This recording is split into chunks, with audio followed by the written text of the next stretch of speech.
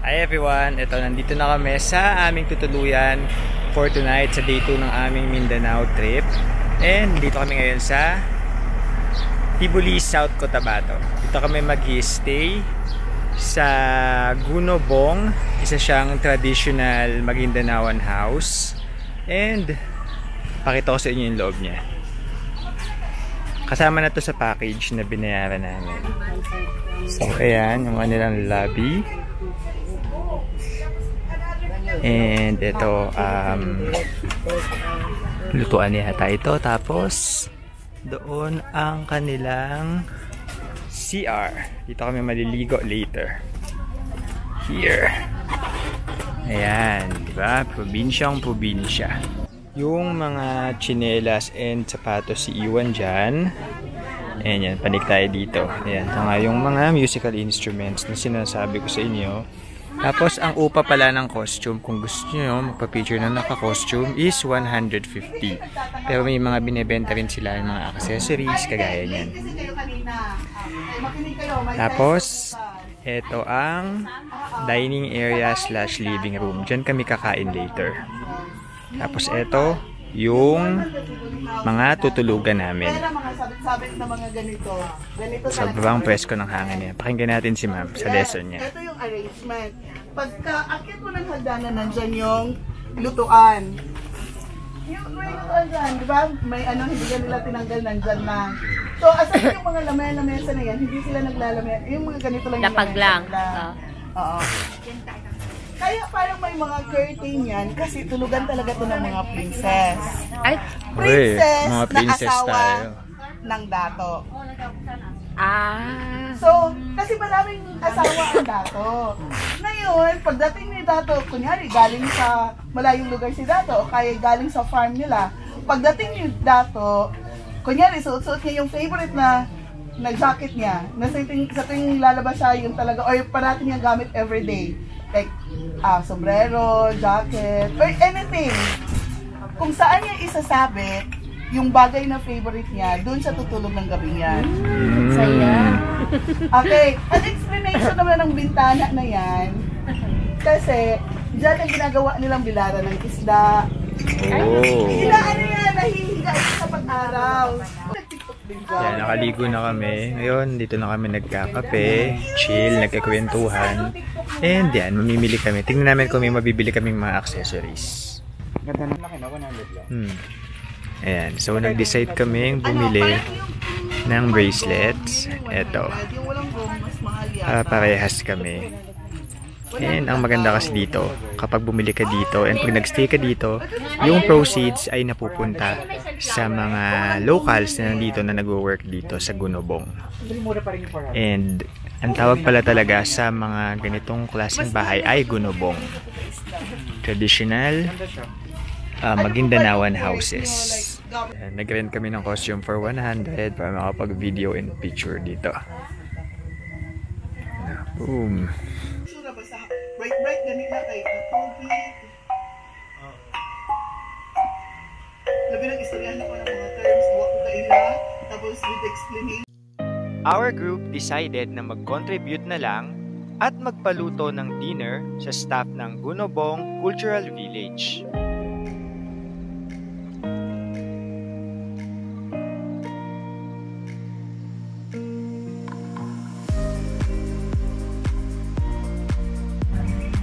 Breakfast muna bago pumanik ng Lake Holon. Ayan, kakain na kami ngayon and nag-takeout na rin kami para sa lunch namin sa Lake Holon mamaya. Doon na kasi kami kakain ng lunch sa may Lake Holon. And before kami dumiretso ng trail to Lake Holon, dumaan na muna yung tour coordinator namin dito sa Tibuli Tourism Development and Promotion Unit. Hindi ako sure kung dito yung registration, pero kailangan dumaan muna dito bago magpunta ng Lake Holon. Hindi ka pwedeng basta-basta pupunta na lang ng Lake Holon without the permit from the tourism office. Ayun, habang nasa registration yung aming tour coordinator, nagpunta lang kami dito sa Tibuli Plaza. Magpipicture lang daw kami dun sa Tibuli na signage. This Lake Holon day hike is day 2 of our 4 days, 3 nights Soxargen plus Maguindanao trip. This tour is organized by La Cuacherang Negra, a travel coordinator who organizes different tours in Mindanao. Please check her Facebook page for more information. Okay, after ng mga 20 to 30 minutes na drive, na dumaan kami sa mga plantation ng saging, nandito na kami sa Sala Cafe Receiving Center. Dito magaganap ang orientation namin sa Lake Holon. Dito, hanggang doon sa Lake Holon. And then, from here to Situnabol is 30 minutes hiking. Be sure, mayroon tayong 1 litrong tubig proportion. Game, start na ng hike. Time check, 7:30 AM. May mga kasama kami nagmotor, 100 pesos. Pero hanggang station 1 lang. From there, kailangan na nilang mag-hike. Meron ding mga nagkabayo. Magkano kayong kabayo? 400 one way. 400 one way. Nag-rent pala kami ng mga tungkod na ganito for 30 pesos. Pero pwede mo siyang bilhin 60 pesos. Kaya lang hindi naman namin mauuwi sa Manila. Ayan. Kuya Pus. Kuya Pus, yun yung good morning sa kanila. Medyo ma-fog ngayon kaya medyo malamig. Pero mas gusto ko na to kaysa sa init dahil madali ako ma-sunburn eh. After 30 minutes ng hike, nakarating na kami sa station 1. Parang may community dito. May church pa nga akong nadidinig, kumakanta-kanta sila. Ayan, mafoggy pa din. Pero sana pagdating sa Lake Holon, hindi na masyado. Kasi para makita namin yung lake.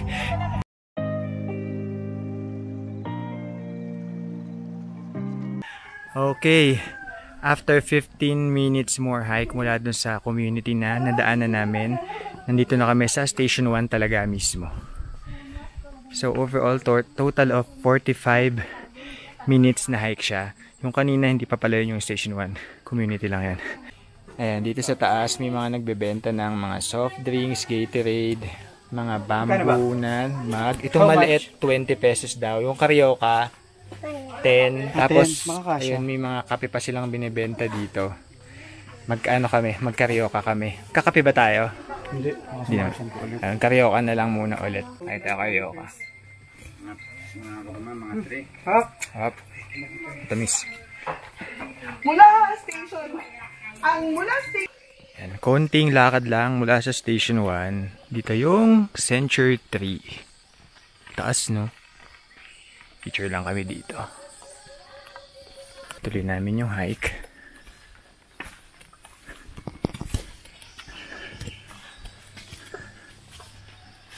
Yung dalawang kasama namin hanggang doon lang sila sa Century Tree. Bumaba na sila. Kasi hindi na daw nila kakayanin mag-hike pa. Okay, after ng 15 to 20 minutes na medyo matarik na hike mula sa Century Tree, ito kami sa pahingahan. Nakakapagod yung hike na yun. Meron ding mga papag na upuan. Yan daw ang guardian ng Lake Holon. Pagkatapos, yung guardian daw na yan, pagsuot mo yung favorite color niya, parang pwede kanyang pag-interesan. Favorite color pa naman niya, red. Ito red ako. Na short? Okay, dito kami sa another stopover. Ito yung mga pwedeng for tree planting. And gagawin dapat namin yun. Kasama siya sa binayad namin. Kaya lang, ano ba yun? Walang seedlings. Wala na daw seedlings. So, meron na daw mga ibang magtatanim na taga dito for us. Kumbaga binayadan na yung seedlings. Tapos sila na magtatanim. Time check. 9:30 AM. 2 hours na kami nag-hike. And naglagay na ako nito sa kasombrero kasi may part na umiinit na. And masa-sunburn tayo dun. Pahinga muna tayo dito. Hintayin natin yung mga kasama natin. Tapos sila oh. Yung mga nadidinig nyo na yan, insekto daw yan. Ingay no. Kanina pala, pahingahan lang. Ito talaga yung Station 3. Tapos nandito ang kissing stone. Nakapag daw nag-kiss ka dyan, nakakahanap ka ng forever. Best, picturean mo ako, best. Hindi na ako maghahanap nandito ng forever ko. Okay. Meron lang view deck dito na magandang mag-picture. Kita-kita yung mountain, no? Another view deck stopover to. Feature lang. At last, after 2.5 hours, ito na. Dito na kami. Kitang-kita na yung Lake Holon. Ganda. Pero bababa pa kami. Magbabangka. Magta-traverse kami para dun kami sa isang view deck na talagang maganda yung view ng Lake Holon. Pero yung ibang kasama namin, hanggang baba lang yata ng Lake Holon. Tapos babalik na ulit dito. Mga horses. So yung mga kasama namin pupunta dun sa isang view deck. Dito yata. Kami naman, bababa na kami para sa lake. Para makapunta na dun sa isa pang view deck na mas maganda daw yung view. Kaya more effort.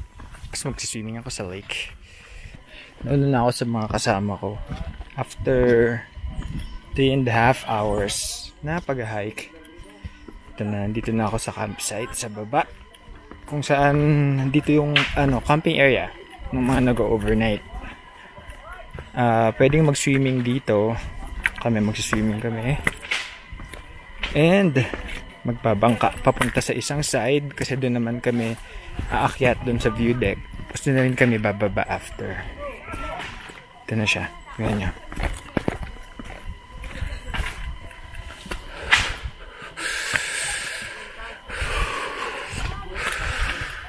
Wow. Ganda, no? Parang ang sarap mag-overnight dito. Kaya lang, di nakakayanin ng oras namin eh. Dito parang may tindahan. Hiya po! Ito yung kasama namin na nag-horse kanina. Kamusta? Dahil mo ng pitch.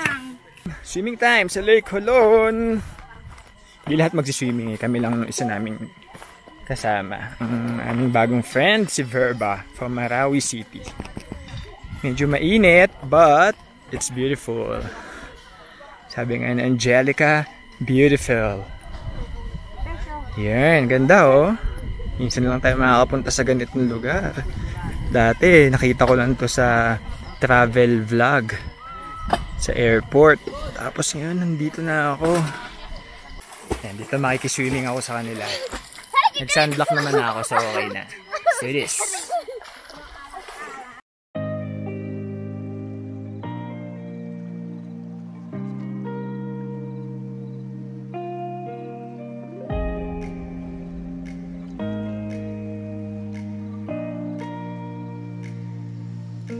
Ang Lake Holon ay ang crater lake ng Mount Melipingoy, kilala rin sa tawag na Parker Volcano, na isang active volcano sa Tibuli, South Cotabato, sa Mindanao.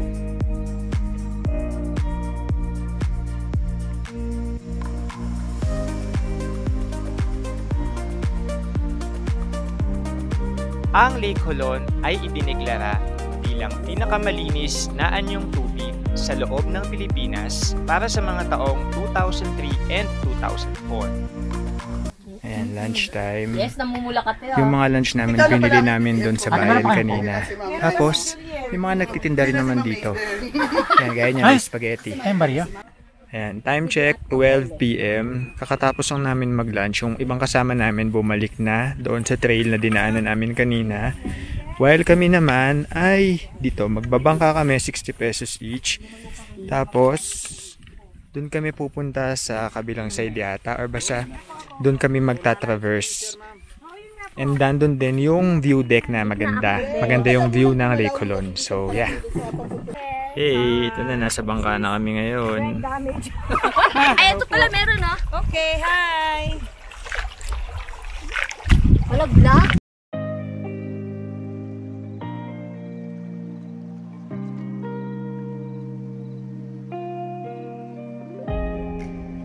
Dito na kami sa kabilang side. Mag-hike na kami papunta doon sa magandang view deck. Ay, after ng almost an hour na pagpanik mula doon sa pinabaan namin ng boat.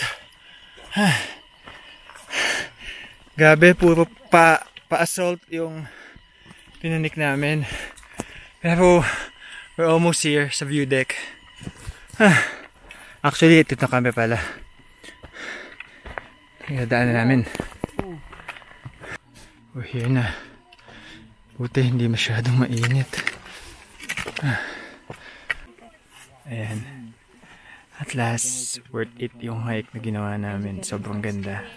Jesus Christ. Smile, ma'am, smile. Ayan, daming nakapila for picture. So kami din. Maya.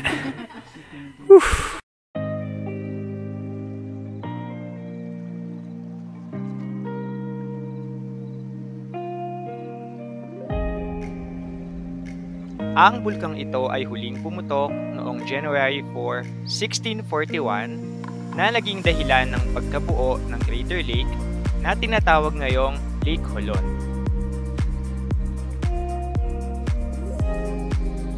Meron ka Pahinga lang muna kami dito after namin mag-picture. nakatalikod. Kaya muna kami ng saging Meron na ka sama. nakaupo. Meron ka lahat. Salamat. Dahil pa nagpipicture-picture, mag-group picture din dapat kami. Puro nga nakabag ako. Inabit, bababa na kami. Tapos, punta na kami sa Lake Cebu, dun sa accommodation namin. Ay, okay. Almost 2 hours na kaming nag-hike pababa. Pagod, pahinga lang. Stopover namin tong magandang parang batis na to. Na medyo volcanic or sulfuric yung kulay niya dahil ito yung kulay orange. Ayan. Tapos yung mga abaka. Yung mga tanim na abaka. And hindi ko alam kung nakikita nyo. Pero daing flower, daing butterfly dito.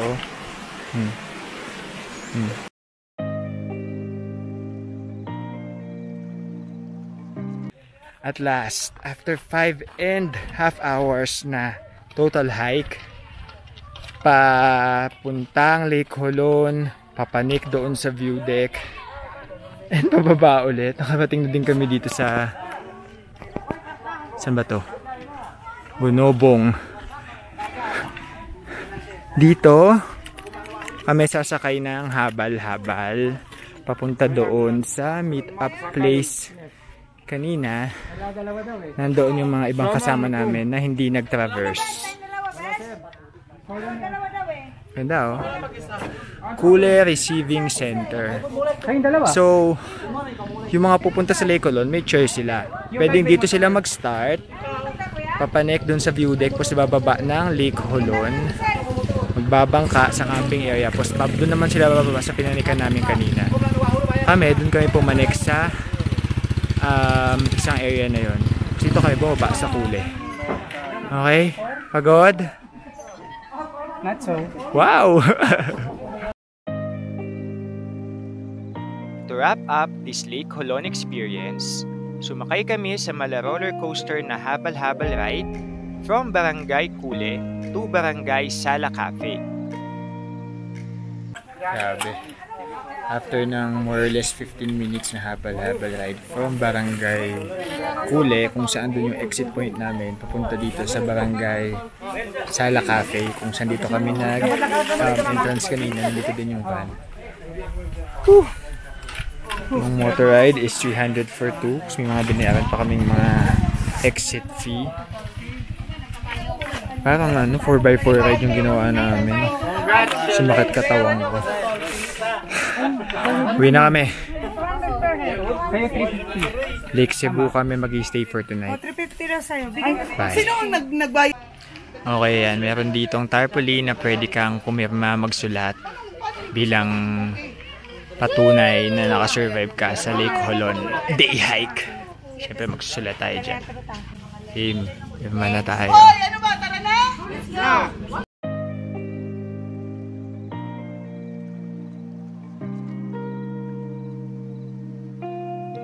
Ang South Cotabato ay ang 59th province sa aking Project 82 Philippines.